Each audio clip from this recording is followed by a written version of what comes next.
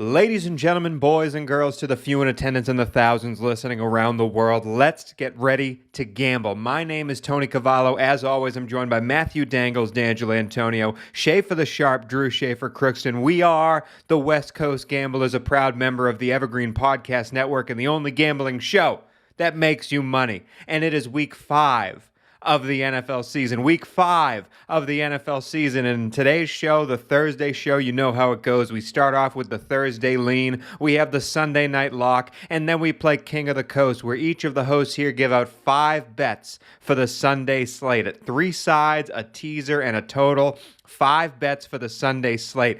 And actually, because we have a game not playing in America this week, a game that's going to wake you up at 6 a.m. on the West Coast to watch it and find it somewhere on NFL Network, we have a London game special segment as well from our friends across the pond. But first, I got to give quarter marks and quarter marks applause to the man we call Schaefer the Sharp, because I preface this in our Tuesday show, but this man right now, he might sound like he's coming out of a swamp in the middle of Mississippi, but that doesn't mean he's not one of the best gamblers I know. He is 19-10 on this show at the quarter mark. Schaefer the Sharp, take a bow. Let's get ready to get to work. Woo! Pretty good. Thank you, fellas. Yes. I am under the weather, as you can hear, but podcasting must go on. Yes. The grind never stops. And I'd like to say, Tony, a little, kind of a 500 start in the Westgate. I am 10-10. But as you know, Circa, my son Colt, who I may have a slight influence on his picks, we are 14-6 at the quarter pole. Pretty good start. He probably has a slight influence on you being under the weather. Dangles, you're not doing as well, but you're not exactly like off of it. You're only 13-15 thus far onto the year, and you're doing well some places, not well other places. You're 4-2 on props that we've given out on the show. You're 0-4 in teasers. I know you have some things you want to tinker with to get back on the winning side. Yeah, absolutely. I mean, look, you want to break even, right? That's the at worst as a bettor, you want to break even. So 13-15, a couple games under 500 for the quarter mark. I'll take that. There's time to improve. There's time to get better. I'm trying to internalize things I'm learning on a weekly basis, and that's part of it. As somebody who didn't grow up betting like the two of you did, who's gotten into it later in life, and that's part of what we're trying to do here on the West Coast Gamblers is betting should be accessible for everybody, and should be fun for everyone. It should be easy for people to understand, and you don't want to feel excluded from it, right? You don't want to feel like, I can't get into that, because there's money to be made and there's fun to be had, and you can learn along the way. So I actually got a bet tonight that I'm going to try to employ a bit of something that I learned in my time at Schaefer the Sharp Gambling School, where I graduated whatever below cum laude is, and so we'll see what happens this week, but I'm excited. As for myself, I'm giving myself a solid B-. I'm 15-13 as a total, but I've done well in places and really poorly in other places. Feeling good about player prop land. I'm 4-1 in player prop land. Totals, though, every time I've taken an over, I've lost so far on the season. So we're gonna tweak a little bit. Wait, Tony Squares is losing all of his totals? What is happening? Guys, I would venture to say it's the squarest bet you can make. The combination of Tony's overs and Dangle's laying favorites and the combination of those teasers, I think we just got to tweak a little things in the quarter two. I'm just saying, unders and dogs, baby. Hey, if you've got advice, feel free to dish it out. I'm a big boy. I can take it. I want to get better, so I'm always looking to learn from Professor Schaefer. Well, I'm going to grade your teaser today. I'm going to grade your teaser. Speaking of teasers, Drew is 4-0 in his teasers given out on this show. We do give out a teaser every week that's coming in the King of the Coast section, but now it is time for the Thursday lean, and this is going to be a great Thursday game. Yeah. We had a bad Thursday slate the first few weeks, but now we have a prime time matchup ready for Thursday night. It kind of stinks that this game is on a shortened week. You'd like to see a full rest for both of these sides going at each other. That crappy game they sent over to London, don't you worry. But, Dangles, I'm going to go to you. It's time to break down these Thursday leans. What do we have for Thursday night football? Fellas, do you want to maybe go on a little road trip? Because it's not that far. It's not that far, and it's a pretty easy drive. It's only 18 hours, and it's all the 5 freeway. Literally from here to Lumen Field in Seattle, Washington, it's just 18 hours of the 5 freeway. That's where we will be Thursday night, October 7th, 5:20 p.m. on the West Coast, 8:20 on the West Coast. The Los Angeles Rams head to Seattle to take on division rival the Seahawks. The spread right now is 2.5 points. And the total is 54.5. Now, there is a massive amount of public money right now, according to PFF Greenline, cash and tickets on the Rams spread and money line. It's a little more even on the total, but the vast majority of the public money is going to the Rams right now, which I thought was interesting going into this game because a lot of the simulations and such that I was reading coming into this had Seattle winning by 2 or 3 points. So, and Seattle plays really, really well at home in front of the 12. So this is going to be, I mean, this is always a fun game, but this is especially is going to be a good one this year. Seattle has been up and down all season. I still don't really know what team that is. And then the Rams, they just got their butts whipped against Arizona at home. They're going to want to be able to, I mean, you can't go down two straight games in this division and hope to win said division. I will say in our history on this show so far this season, each of us have a losing record when betting on the Rams. Each of us have a losing record when betting on the Seahawks. Fantastic. So we're trying to turn things around here. Dangles, I'm going to you first. My man, you're 3-1 on Thursday night bets so far on this show. What's your Thursday night lean? All right, my Thursday night lean is Russ Wilson under 24.5 completions at -125. Russ has yet to hit. Interesting. Yeah, Russ has yet to hit an over on his completions this year. And in his 18 career games against the Rams, he's only topped 24.5 completions twice.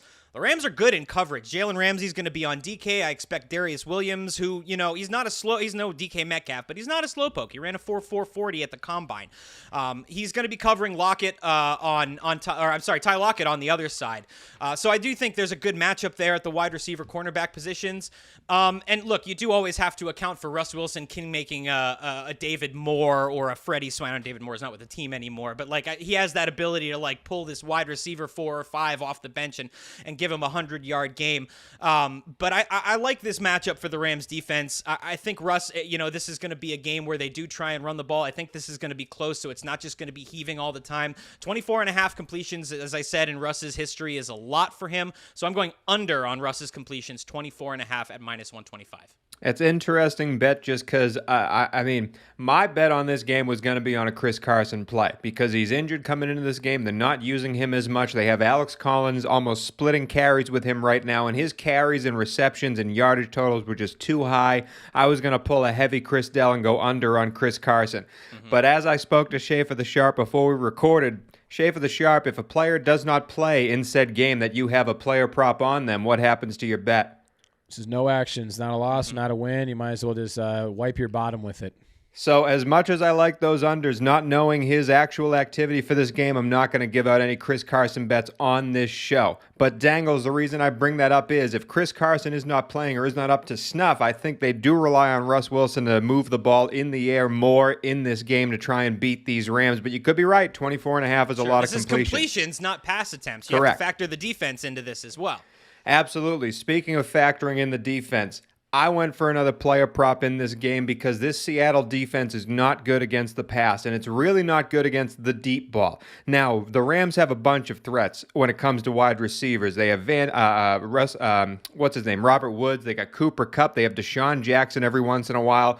But a man that's getting a lot of looks, a lot of targets, and a lot of snap counts is Van Jefferson. Now, Van Jefferson, nobody drafted him in your fantasy league, but he's actually really producing when he's out there for these Rams. And Seattle is 26th against deep balls. And who's the deep ball player when Deshaun Jackson isn't out there for the Rams? It's Van Jefferson. So I'm taking Van Jefferson to have his long reception over 20.5 yards. His long reception over 20.5 yards in this game.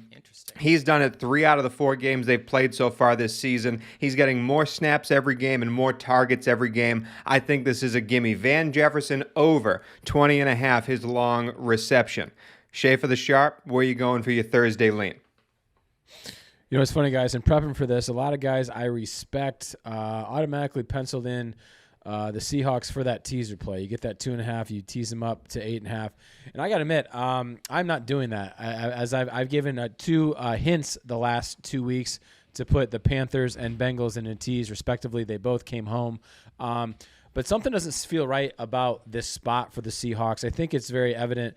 Looking back, Dangles fell victim to it, taking the Rams. I fell victim to it, taking the Rams in the contest. I mean, it was so obvious it was going to be a flat spot for him coming off a big Bucs win and having the Seahawks on short rest, playing the Cardinals team that really wanted revenge, as Chris Myers said, to kick their ass for 8 straight times. So that's on us. That's just a terrible spot for the Rams.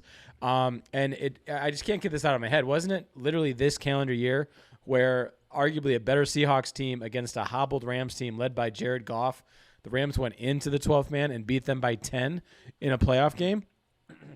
So my point in saying that is I don't want anything to do with this spread. I don't want anything to do with the Seahawks teaser. Now that very well may come home. It's a good number, but I don't want anything to do with it.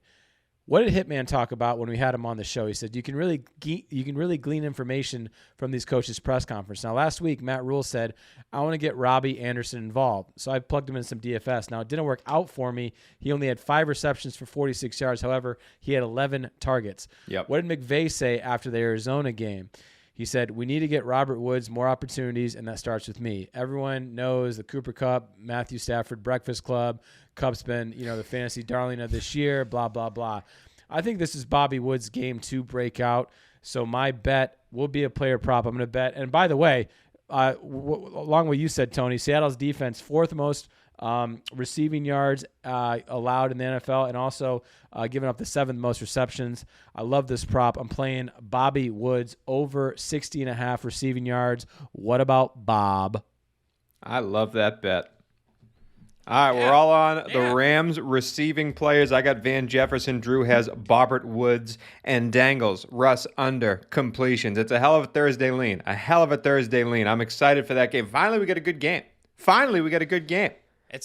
is gonna be fun. I was looking. The only thing that scares me about my prop is Russ's all-time as a Seahawk home record, 55-18. For whatever that's also worth. Also he's never lost by more than a touchdown in prime time, which is impressive. But like I said, I'm not sold on the Seahawks team at all. And I think the Rams. It's Thursday too, man. Wacky things happen on Thursday, as we've seen the past few weeks. But that's not the only weird game we're going to have on this slate. In fact, we have a game that's kicking off at 6:30 a.m. I always wake up for these games, and I always go, I'm why? thinking I might wake up for this game. I don't know. It's really a testament to whether or not football fans will actually watch anything at all. I'm a football fan, but we're not going to break down this game on the West Coast Gamblers. In fact, we kind of outsourced this game because we went to the experts. We're sending a game to London, so it's only right that this podcast gets some info from London. So to break down the London game, let us kick it over to our London brothers from across the pond, and that is coming up next. Tally-ho, good chaps, it is time once again for the London Lolly. I am your host, Bartholomew Lloyd Chestnut, and as always, I am tethered to the 2 Tim Tam Toms in tow, our resident purse snatcher, Clifford the Keen Cornwallis, and of course, Sir Kenneth McDangel Antonio, affectionately known as Sir Dangles. Now, as you may well know, we are the West End Gamblers, and today, those revolutionists from across the pond have sent over their finest export. Yes, we will be having pigskin on the pitch this weekend.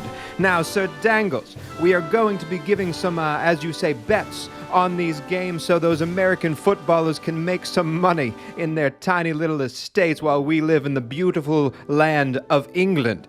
This accent is going nowhere, so I'll kick it over to Sir Dangles. What do we have on the match on Sunday?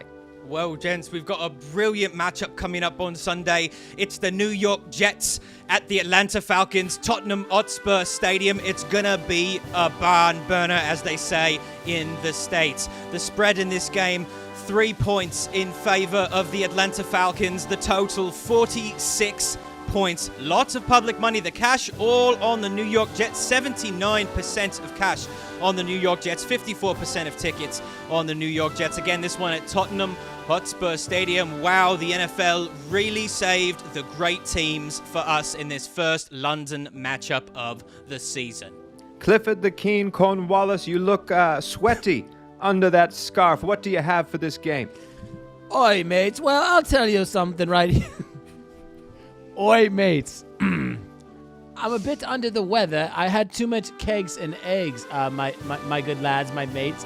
However, I will say this. I'd rather shag myself than wager a Buffalo nickel on this bloody game. However, for the sake of the program, I will give out this. All you fucking wankers thinking the Jets are going to go in there and beat the Falcons, the birds of prey, are idiots, imbeciles, and I reckon that this will not be correct. So the only thing I can stand is I'm going to take the over and root for points, back and forth, points, kick. I will take the over 46. Wow.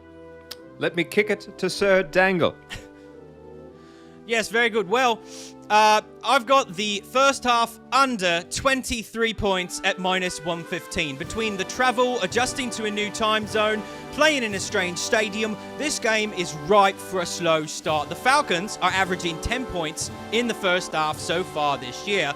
The New York Jets have scored 10 points in the first half all season long. There is no way this game is going over 23 points in the first half. So I've got the first half under 23 points, minus 115, or for those of you here in the UK, 1.87.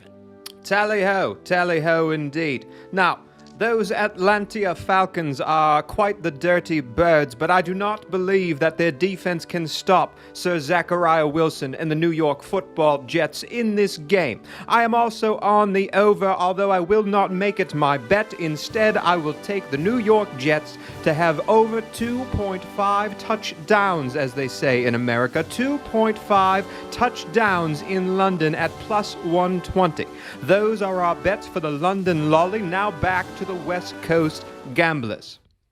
All right, a special thank you to our friends, the West End Gamblers, for their breakdown of the London game. But let's now talk about the best game of the week. It is time for the Sunday night locks. Dangles, what do we have on Sunday night? Chris Collinsworth and Al Michaels.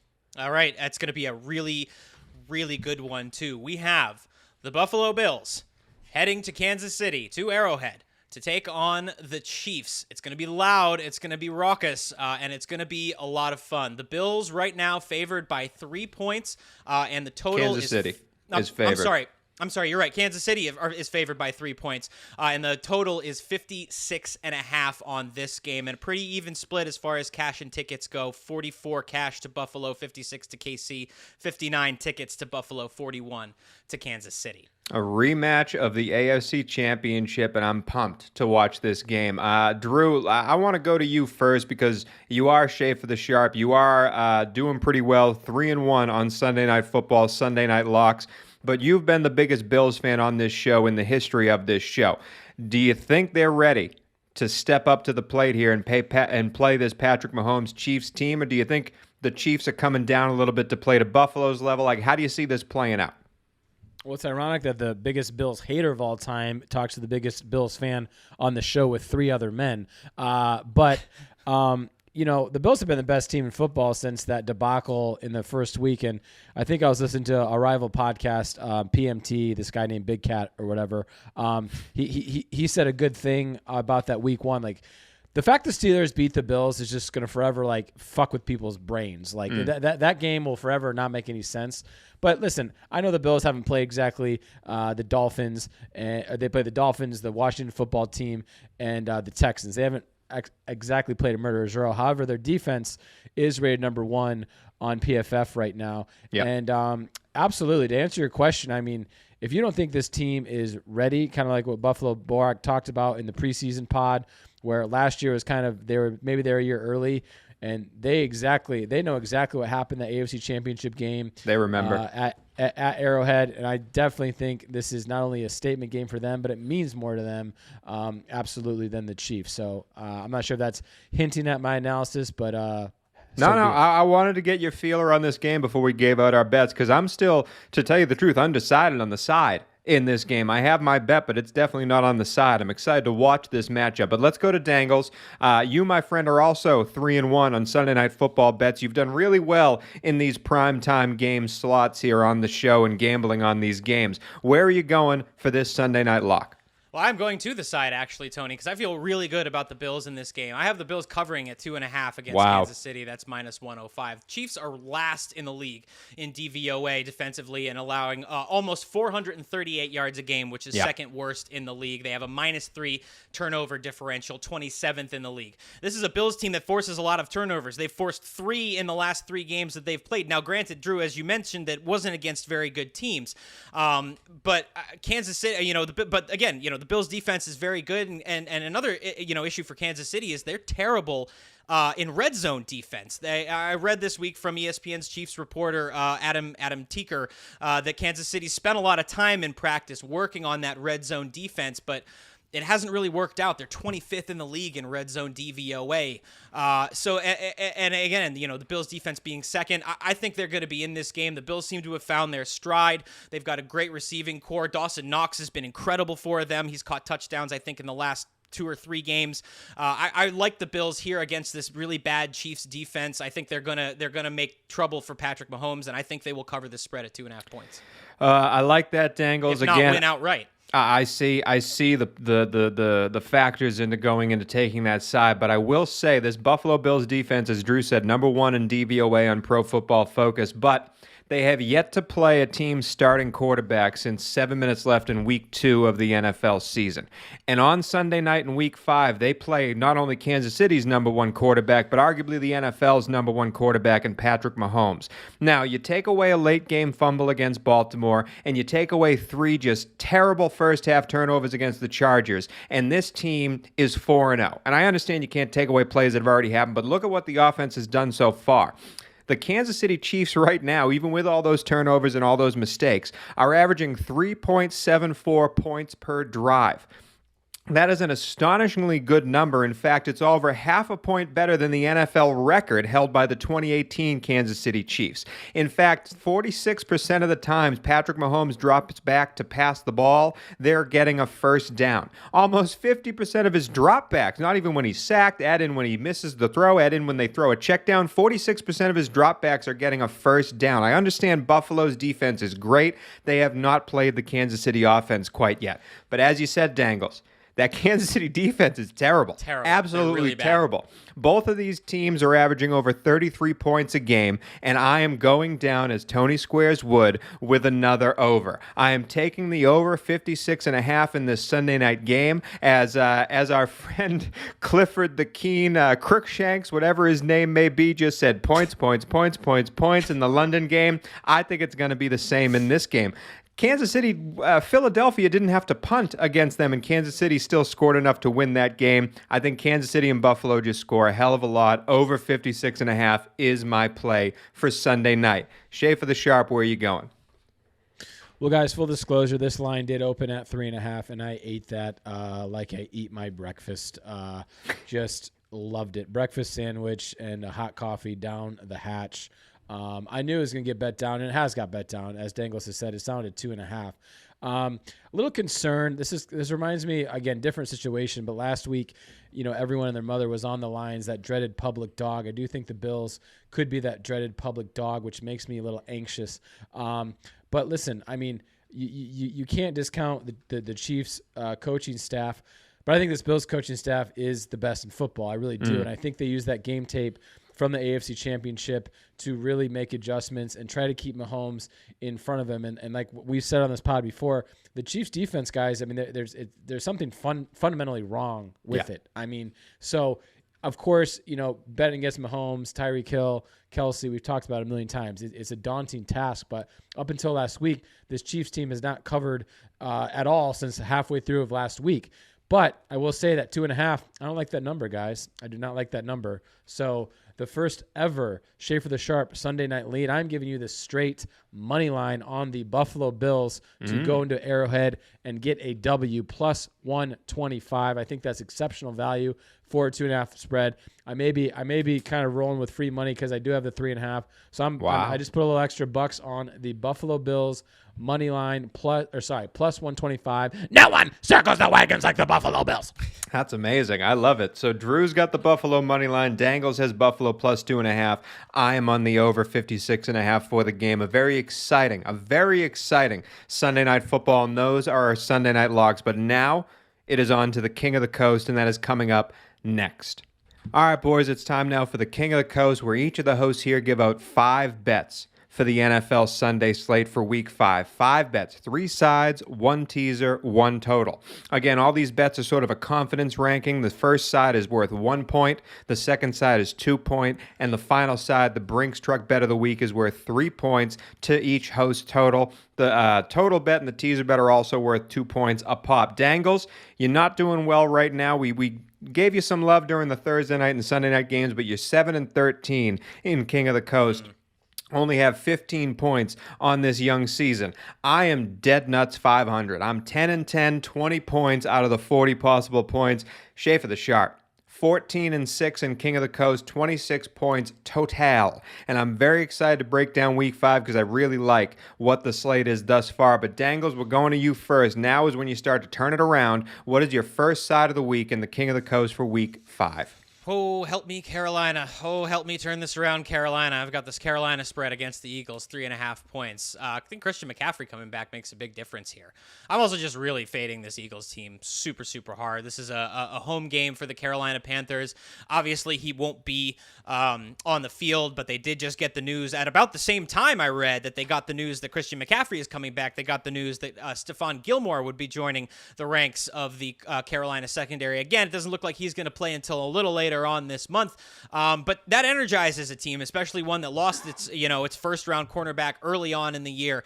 I really like the way this Carolina team is playing. I think if you're going with props, you might think about getting a Sam Darnold rushing touchdown or an anytime score if there's good money on that. But I'm going to go for our 1 point side here with the Panthers spread -3.5 versus the Eagles. Well, that makes me a little scared because I might have a very similar side to Dangles later on tonight, and I'm tempted to change it now because no offense, Dangles, but you ain't exactly winning these bets, and I don't know if I want to tie my boat to you. I will say I'm taking a bet for my 1 point side. That's just a plug your nose bet. Listen, this team, Drew knows I'm in love with one of their players, but I still think that this is too many points against an opponent that's pretty much on the same level as them. But we're going to Monday Night Football. And did you know that the Baltimore Ravens, I just want to make sure I get this stat correct, the Baltimore Ravens are one of the worst teams in the NFL when defending against running backs in the passing game. They're 26, according to DVOA, against running backs in the passing game. Whereas Indy, if you combine the two running backs that they have, is 25 for 30 when Carson Wentz targets those players, averaging 8.2 yards per catch. I think Indy keeps this game close. Indy's defense is very good against the run. Granted, they haven't played a player like Lamar Jackson yet, but I think Indy makes this game a lot tighter than it should be. I think the under's in play here too, but +7 is too many points for the Indianapolis Colts in Monday night at Baltimore. I think Indy's played a tough slate early. They got themselves together against a bad Miami team. I think they beat Baltimore up a little bit and keep this game close. My 1 point side is a plug your nose, Indy +7. Schaefer the Sharp, where are you going? Before you go, Drew, I do just want to say, if you do want to make some money on this, I love this. The DraftKings has a defensive special team special for the longest field goal made. Ravens are -115. With Justin Tucker, I feel like that's sure money. Let me tell you, Rodrigo. On those two bets, I can tell you the square is the Sharp and Dangles is the square on those two bets. However, I do like the Panthers Eagles over Dangles, and we'll see. It's just that's an interesting game. That's a stay away for me. For my 1 point side, guys, I've been doing pretty good with these. I think I'm undefeated in the 1 point sides, and I'm going to hammer home this point for the first two sides here. I am going to play mid-tier quarterbacks in my power rankings between like 10 and 25. If they're getting points, especially when they're getting points at home. So this is going to make our dear friend of the pod, my good friend, big hairy man, Wooly boy, and it's going to fade the squares. But I'm going to take the Cincinnati Bengals getting points at home +3 against Tony's Packers. And my rationale is simple. After the opening day shellacking that we've both agreed, everyone's agreed, it's kind of a flush it down the toilet game. Packers played the Lions, the 49ers in a great performance when Rodgers was a dog, and then just an inept Steelers team, which on a bad call and an offsides blocked field goal, maybe that game's different, probably not, but might be different. I like this Bengals team with extra rest. They looked flat against the Jaguars, but they came out in the second half, got a win. They're 3-1. And I just think this is I like the field goal here at home in Cincinnati. I think they'll be more motivated at minimum. I think we got Joey Burrows and maybe a potential backdoor. So give me the Bengals +3 at home. I would love to know Joe Mixon's status before making any bets on that game. I would also love to know Jair Alexander's status before making I don't think Alexander's going to play. I might get into that a little later. Matt LaFleur said on Wednesday at his press conference that it is unlikely he will play. He didn't say whether or not he's going to have season-ending surgery yet, but he did say it's not likely that Jair plays this Sunday. So that is a factor. That secondary, like we've talked about, I'll talk more about Tony, this later done. on. It's not like 2019 Defensive Player of the Year was out there to be had at that position or anything. Dangles, let's move on to the teaser of the week. These are worth 2 points to the King of the Coast totals. And again, I got yelled at for not describing what a teaser is. For those who don't know, you take two teams, you got to win both bets, but you get to move the point spread 6 to 7 points in your favor. For instance, Schaefer the Sharp just gave out Cincinnati +3 against Green Bay. If he put them in a 6-point teaser, it'd be Cincinnati +9. That's how teasers work. Dangle, you're going to give you a 2-team teaser worth 2 points in the King of the Coast. Where you going? By the way, you're 0-4 in these. Yeah, Before Dangles goes, I want to say there's one thing, guys. Let's see if you've been paying attention. There is one teaser here that makes me so nervous because it's so automatic. It's so automatic. Let's see it. Let's see if it comes on one of your legs. Let's go. Definitely played it. All right. Let's go. I have no idea what it could be, so let's see. My teaser is a 6-point teaser. I am teasing the Vikings down from 8.5 points to 2.5, and the Browns up from 1 point to 7 point. The Lions have racked up injuries. They don't really have a pass rush going right now. It's what sunk Kirk Cousins in the 14-7 loss against Cleveland last week. And Minnesota's ripe for a get-right game. And at home with our buddy Chris Myers on the call, hopefully bringing us some West Coast gambler luck. And the Chargers have the 26th ranked rush defense in the league, according to PFF. And I do expect Cleveland to try and pace the game on the ground here. So yeah, I've got the Vikings to -2.5 from -8.5, and the Browns up from it's a 2-point spread up from 2 to 8. To 8. Yep. Yeah. Dangles, congrats. You just hit your first teaser of the year, and one of the 2 legs that's automatic was included in that. So congrats. Awesome. That'll win. Thank you. Go ahead, Thank Tony. you. That Minnesota line's big. And Dangles, I was going to say that Cleveland Chargers game, that line has moved so much today. I'm sure it'll move before this show even goes out tomorrow. Yeah, that must have been where it came from, but it has bounced around a lot this week for sure. Oh, man, I hate this teaser, and I hate teasers in general, but this one just seems too good to be true. Listen, Bill Belichick doesn't lose to rookie quarterbacks, and he's not going to lose to Davis Mills. Bill Belichick owns the Houston Texans. It does not matter if it's in Houston, in Gillette. It doesn't matter that they're coming off of a draining loss against the Tampa Bay Buccaneers. Bill Belichick owns the Texans. The first leg is New England -1.5 in this game because I'm taking a full 7-point teaser. New England -1.5 at the Texans. The second leg of this teaser, guys, I think Dallas might be one of the best teams in the league, definitely offensively. I'm really excited to watch them play the rest of the season. In fact, their only loss right now was in that Tampa Bay game, and they played them really hard. I really think Dallas has what it takes to go far in the league. They could be not only a division winner, but fighting for the 1 seed overall with the rest of the schedule as it shapes up as long as they stay healthy. I love this Dallas team. I think they beat the New York Giants. The only reason I'm not putting Dallas -7 anywhere is because the Giants offense can get points late and get a late backdoor cover on there, but they're winning this teaser. New England -1.5, Dallas in a pick'em. That is my 2-point, 2-team teaser. Schaefer the Sharp, where you going? Guys, congrats. Dangles got one, and Tony got one. So I'll give you guys half grades. But the teaser of the year, and I hate to say this, I hate to put myself out there. No, it's a teaser of the year. I'm 4-0, and I actually put double units on this. But the teaser of the year is a 6-point teaser. Vikings down to 2.5, and the Patriots down to 2.5. Tony, you said it perfect. If Bill Belichick's record against rookie quarterbacks is phenomenal. Now he gets to face Davis Mills. Yeah, that's not going to be good. And the Lions, long neck himself. Yeah, and the Lions, with Ragnow out, with Okora on IR, and Cousins has feasted on the Lions. He feasts on really inferior secondaries. The Lions are kind of a mash unit. I still think they will win some games this year. It will not be Sunday. Teaser of the year. Run and bet it now because these numbers will go up. Yeah. Minnesota -2.5. New England -2.5. That's a shave for the sharp lock. Let's move on now to the 2-point side. I'm going to go first because Dangles already gave this out, and I'm still going to take it. Carolina -3.5, playing the Philadelphia Eagles. I don't think Philadelphia is as good as people think they are, especially offensively. Philadelphia wants to run the ball. Carolina is one of the best teams in the league at stopping the run. Even if McCaffrey doesn't come back, I think Sam Darnold and that offense played pretty damn well against Dallas. The score was a little bit closer than the game actually was, but I think that team turns it around against a Philly team that just... I don't think the juju's there. I think they're starting to fall apart. Again, if Jalen Hurts gets behind in a game, that team is easily beatable. I think Carolina does it at home. -3.5, that's my 2-point side. I'm sorry to make you more sick than you already are, Shea for the sharp. But let's go to Dangles. What's your 2-point side?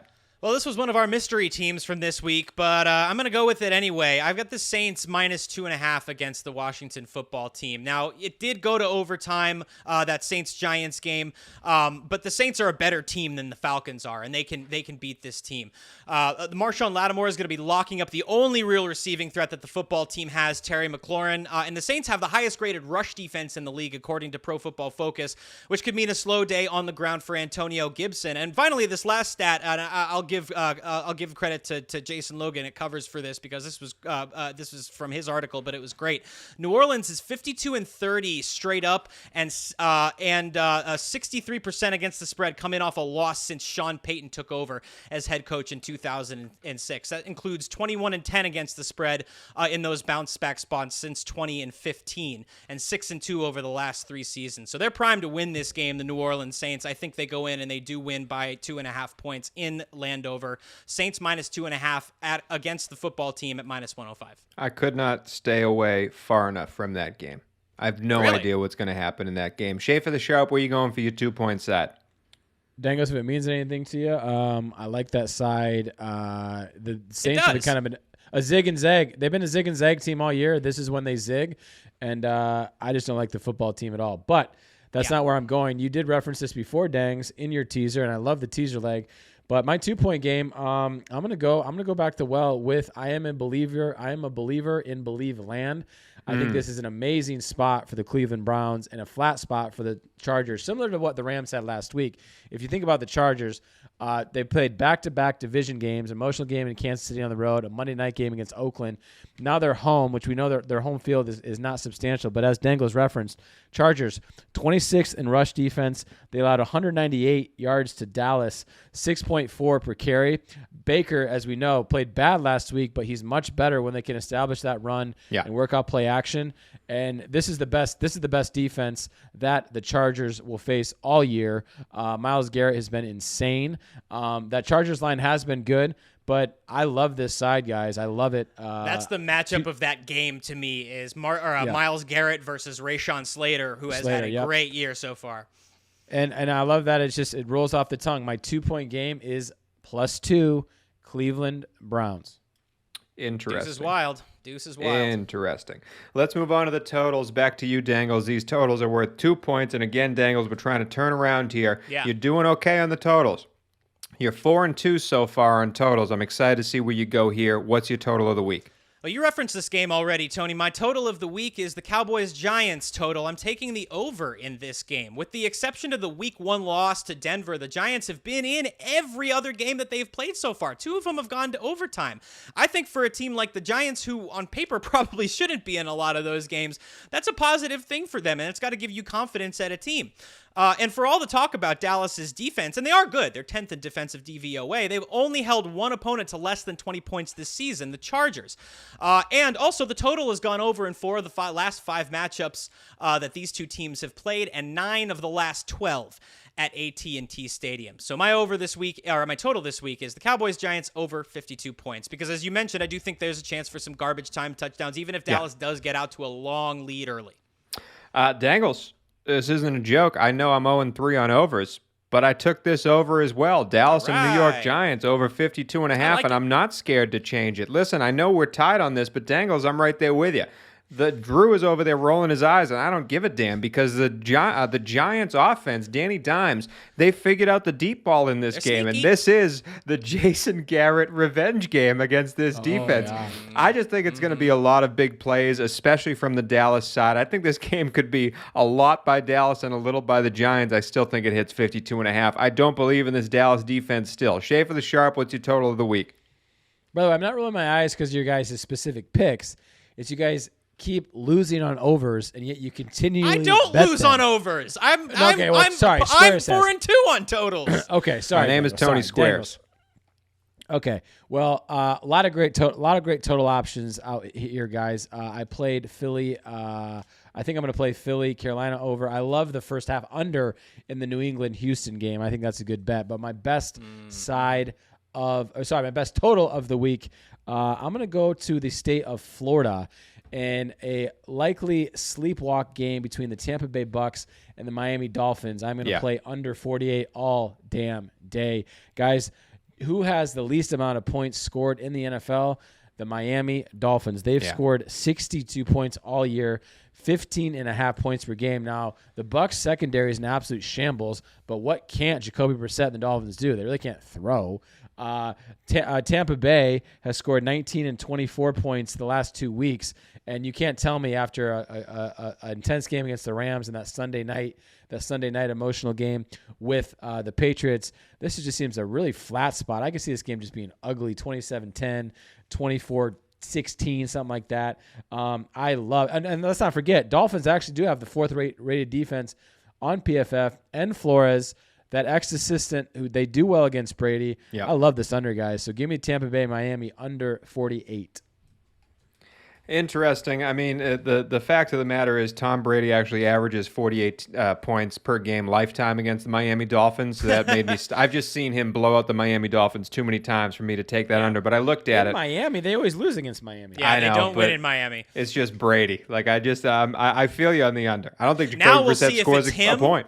We'll see if it's Brady or the Patriots that can't win in Miami. That's what we'll find out this Sunday. But let us back up the Brinks truck. It is time for our 3-point side, the final bet we're going to give out on the show today. It is the bet of the week. Back up the Brinks truck. This one is the lock. Dangles, I'm going to you first. You need to hit one of these Brinks truck. You've been hitting them lately. What is your 3-point side of week 5? I hate to pile on, Tony, but I'm taking the Bengals +3 against the Packers for my Brinks truck side of the week. Wow. I'm trying out Drew's play the mid tier. This is, I told you before the show, I was taking a little piece of advice from Schaefer the Sharp Gambling School. I'm trying out Drew's play mid tier quarterbacks as dogs at home strategy here because I've been wanting to, and I think this is a really good spot for it. I mentioned earlier that word on the street is Jair Alexander will not play this week.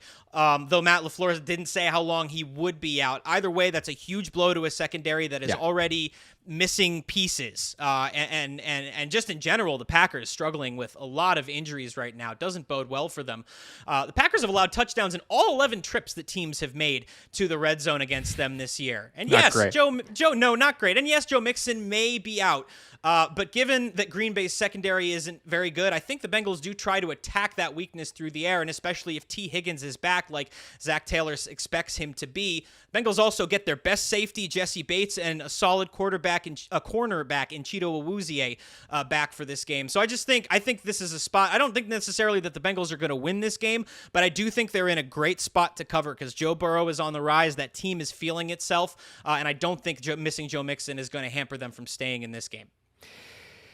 I mean, I'm definitely biased. Obviously, you can see the flag behind me if you're watching the YouTube show. It's just when it comes down to Schaefer the Sharp's rule about picking a quarterback, mid-tier quarterback, getting points, usually it matters on the quarterback on the other side. And if you're going to say Joe Burrow getting 3 points against Aaron Rodgers, that's just not a fair fight in my opinion. But again, only time will tell. Jair Alexander is a huge...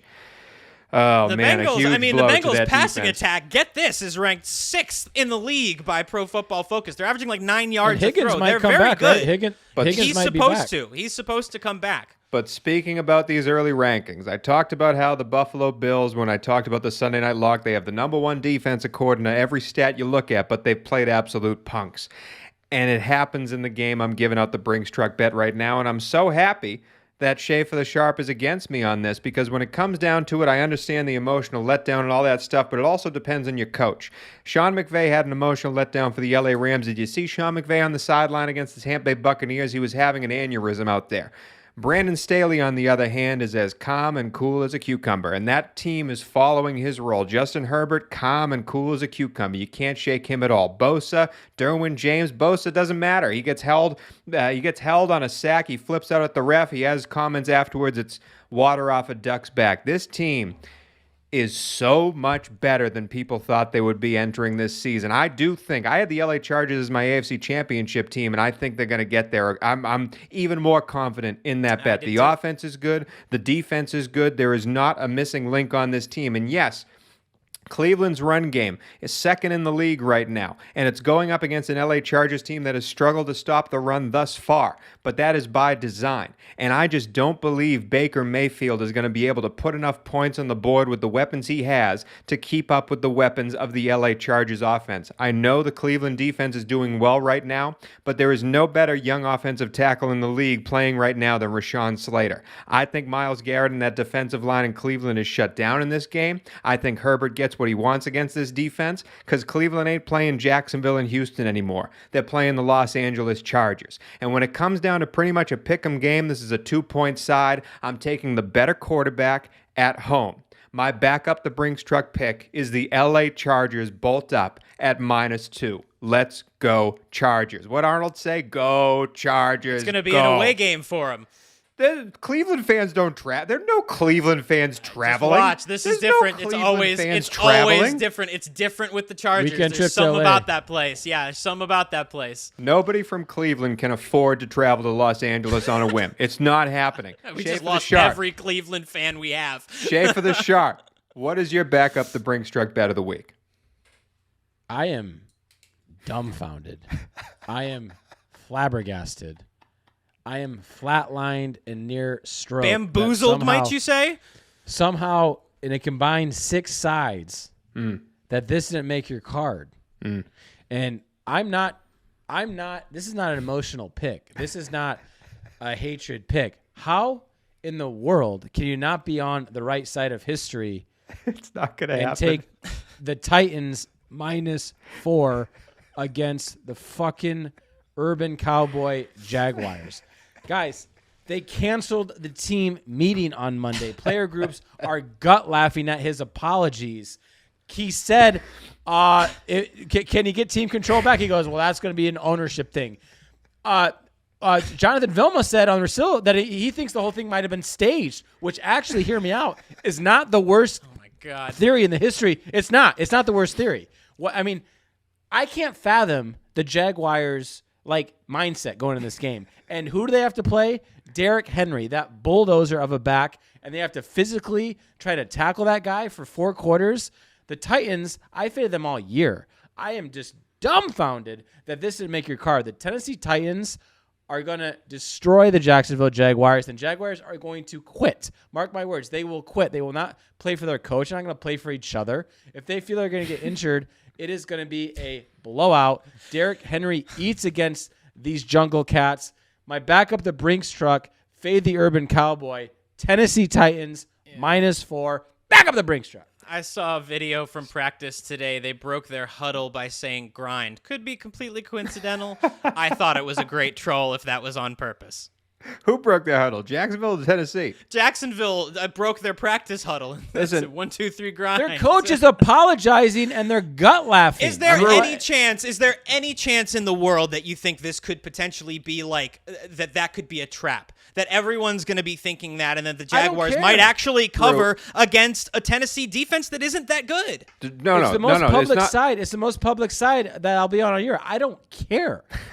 That Jacksonville team is going to quit. That's fair. They're going to quit. That's fair. Literally, Drew, any other team, I would have taken the -4. Any other team. This Tennessee team is falling apart at the seams. How do you lose to the Jets? How do you make Zach Wilson look like a competent quarterback? This Tennessee team is bad. This Tennessee team is bad. It's a week-to-week league squares, and let me tell you something. Derrick Henry is going to eat against Jacksonville. The Titans can actually stop the run. I mean, it's going to be. I'm just dumbfounded that you guys didn't. But hey, that's why they play the games, right? That's why they play the games. Any But other team, they I would have taken them. But there's never in recent history of the NFL, has there ever been a team and just such like they're laughing. They canceled their team meeting on Monday for what? They weren't even in the building on Monday. They played on Thursday and they canceled their team meeting on Monday. What the fuck? I think this game could be an overlook. Like, I think the Titans could just overlook time for my this lipstick game to as come an on easy yet? in-division win. And look, again, it's 4 points. They just need to cover. But I mean, what's better when you have a bunch of controversy on the outside? What's better than stepping in between the white lines and beating somebody up? Like, I think this Jacksonville team is going to be ready to. Because their team sucks. Their personnel's bad. They're not a good team, Tony. No, if they had a good team with veterans, maybe I'd see time it. on this they game. Suck. That's it. That's it for the King of the Coast. That's it for the Week 5 bets. No. That's it for the Sunday slate. Those are all. The King of the Coast bets are in. The Sunday night locks, the Thursday night leans, the London lollies. It's a very exciting Week 5 slate. So many bets. For Tony Cavallo, for Matthew Tony, Dangles, what about my D'Angelo lipstick Antonio. bet? Oh, my God. Oh, my God. We sat here. And, of course, you didn't say anything. I didn't say I anything. didn't forget it. No, not you, Tony. Drew. Of course, he didn't say anything. He's giving out managed Urban to weasel his way. How much through the better whole would it have show. been for him to make fun of Urban Meyer for the past 5 minutes if he had lipstick over on the whole Oh, entire my God. time? Talk This about is a missed disaster. opportunities. This is a disaster. We should do it again. We have to. Drew, we're kicking the can down the line. Don't put anything on your lips just yet. We're kicking the can Do it down next the line. week. You're doing it next week, and we're going to make you bet a Jaguars game when Urban Meyer is no longer the head coach of that football team. I can't believe we didn't let him do that. I'm like disappointed. Nobody can hear that, Drew. You can. That's it for the West Coast Gamblers. Thank you for listening. Damn it.